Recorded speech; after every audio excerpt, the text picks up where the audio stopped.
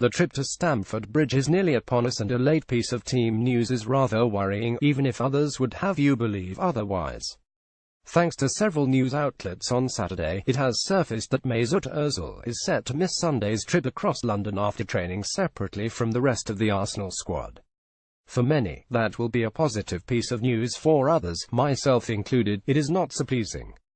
Given his recent performances in the so-called big games, performances that have been heavily scrutinized by sections of the media that are perhaps overly eager to see past his tidy and underpinning influence, it is naturally understandable for some to be pleased. Ozil, after all, is far from a hard worker when it comes to the defensive side of the game. However, while such shortcomings are valid and the conclusions drawn justifiable, that does not mean that Arsenal are better off with the German absent.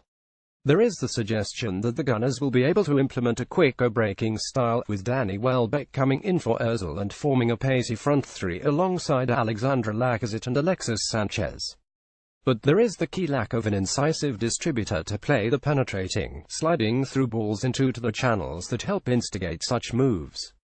Aaron Ramsey and Granit, the presumed starters in central midfield, do have that talent to an extent.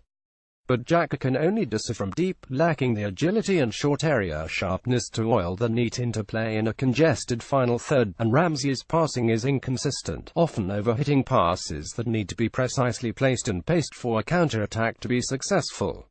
Moreover, without Ozil, even by playing a counter-attacking style, the inability to protect possession in midfield will cause problems defensively.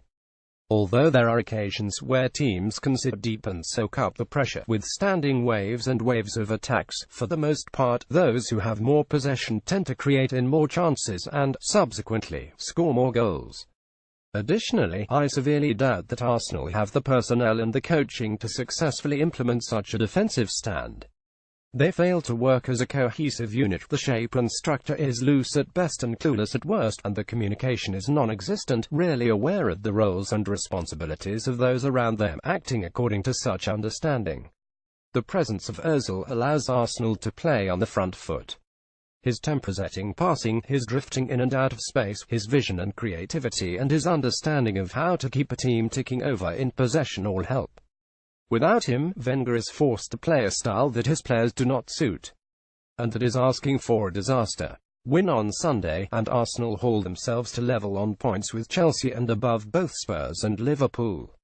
There is a genuine opportunity to reignite a stagnating season that, for all intents and purposes, was quickly beginning to spiral out of control. Without Ozil, that will be far more difficult than with him, even if many may suggest otherwise.